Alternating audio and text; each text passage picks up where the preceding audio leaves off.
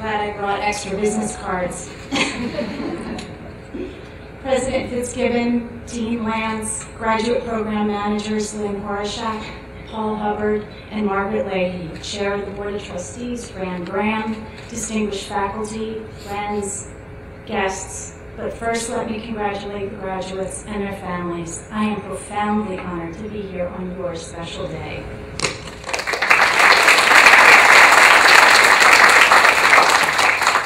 When I was invited to speak to you, I did what all digital immigrants would do for inspiration. I Googled extraordinary commencement speeches. I was entertained by Ellen DeGeneres' Commencement Commencement speech, only as Ellen could say, speech at Tulane. I was riveted by Bill Clinton's at NYU and moved by Steve Jobs at Stanford.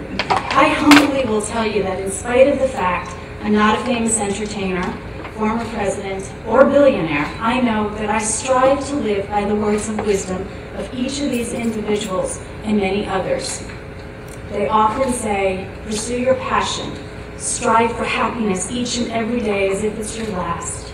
Live life with integrity, be true to yourself. Whatever you do, do it the very best way you can. Make a promise to make the world a better place.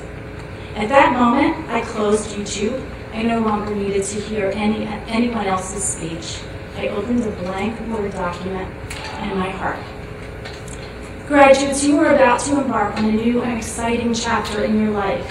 Your supportive families, your dedicated professors, your mentors, colleagues, friends have all played an invaluable role in shaping your future.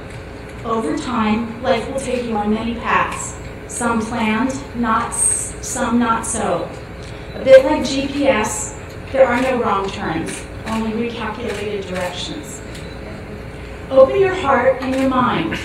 Synthesize what you observe doing all along the way. Learn from the people that you meet and the skills that you accrue. And most importantly, recognize the gift in each of these, even when those gifts are disguised as failures, missteps, situations gone awry. For it will all be a part of the journey. And this is all inventory. Take inventory.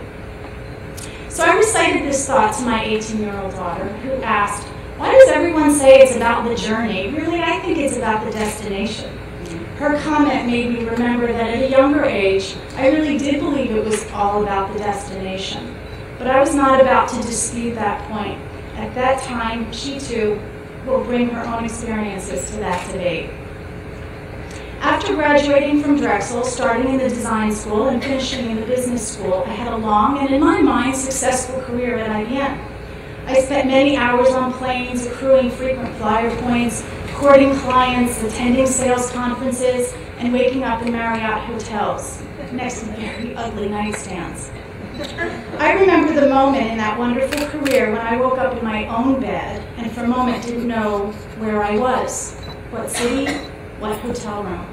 And it was then that I seriously wondered about the metrics of my success. And after 14 years, my time had come to make choices. The past, the people I met, the skills I learned about relationships and solution seeking, even travel savviness, not to mention accountability and responsibility, now and forever, would all be a part of my inventory. Fast forward. September 11th, 2001 had just happened.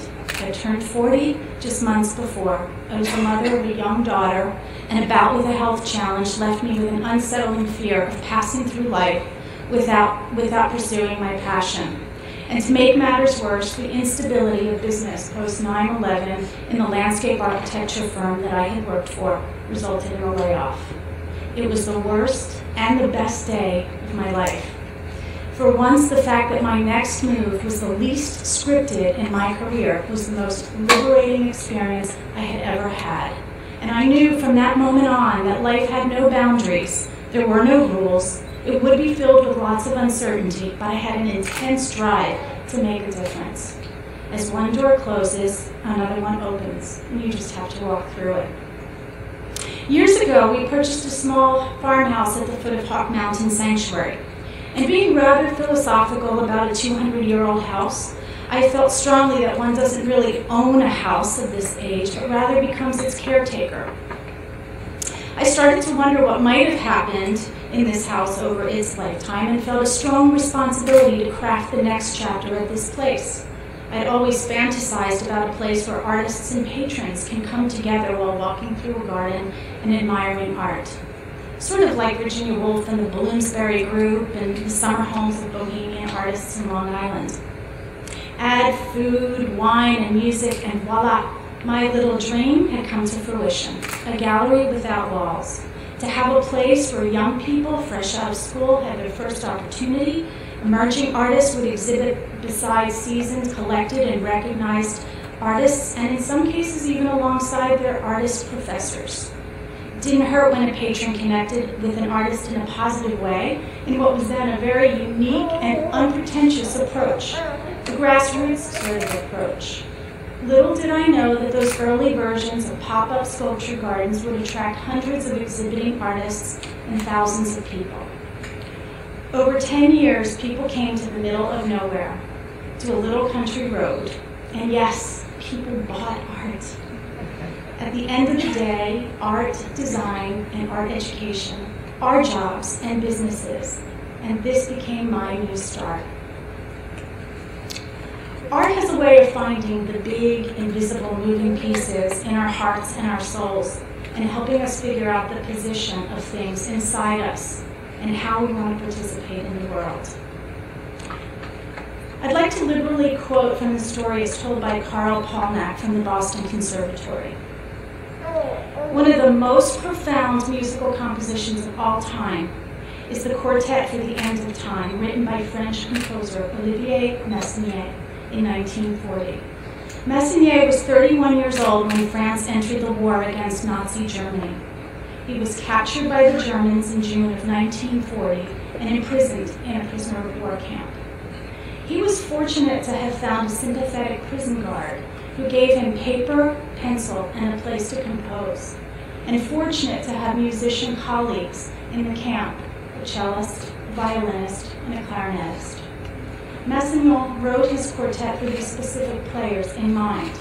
It was performed in January 1941 for 4,000 prisoners and guards in the prison camp. Today, it is one of the most famous masterworks in the repertoire. Knowing what we know about Nazi camps, why would anyone in his right mind waste time and energy playing music? There was barely enough energy on a good day to find food and water, avoid a beating, to stay warm, to escape torture. Why would anyone bother with music? And yet, even from the concentration camps, we have poetry, we have music, we have visual art. It wasn't just this one passionate Messiaen. Many, many people have created art. Why? In a place where people only focused on survival, on bare necessities, the obvious conclusion is that art must be somehow essential for life. The camps were without money, without hope, without commerce, without recreation, without basic respect, but they were not without art. Art is part of survival. Art is part of the human spirit, an insatiable expression of who we are. Art is one of the ways in which we say, I am alive, and my life has meaning.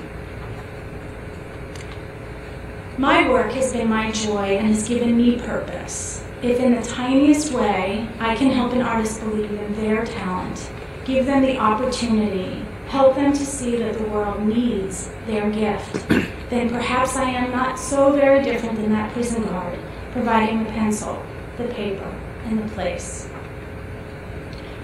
A number of years ago, I first read what continues to be a very inspirational book to me, Letters of a Young Poet by the remarkable poet Rilke, who exchanged letters with an aspiring young poet as this artist struggled to identify his fortitude to pursue his passion in the creative process. In one of his letters, Rilke wrote, "Find out the reason that commands you to write. See whether it has spread its roots in the depth of your heart. Confess to yourself you would die if you were forbidden to write." If you believe in the universe, karma, God, or none of these, you may come to see that nothing happens by accident. The trick is to see that in every turn, there is an opportunity. Inspiration can come from tragedy, from sorrow, just as Mezion knew. Opportunity comes to visit in many guises. It may come as a lesson, a friend, a collaborator, a lover, an employer, an idea, a vision, a dream. The person that's sitting next to you today may play a very different role in your life in 5 years, maybe even 20. Go forth with your eyes wide open. Don't miss these bits because they'll all fit together like pieces of a puzzle. And then you'll realize because you opened the door to let them in. Be true to yourself, trust your gut, and always take inventory. By coming to this amazing institution, you have all chosen a path because you're committed to making a more meaningful world in art education, in interior design, and in art.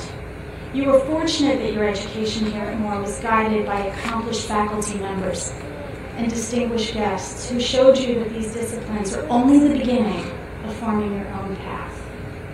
To quote an excerpt from Ithaca by C.P. Cavafy, have Ithaca always in your mind. Your arrival there is what you are destined for. But do not in the least hurry the journey. Better that it lasts for years, so that when you reach the island, you are old, rich with all that you have gained along the way, not expecting Ithaca to give you wealth. Ithaca gave you the splendid journey. Without her, you would not have set out. She hasn't anything else to give you. And if you find her poor, Ithaca has not deceived you. So wise have you become of such an experience. May you all find passion and happiness. May you love what you do, and may you do grand and little things. It is my great honor to congratulate the 2012 Moore College of Art graduates.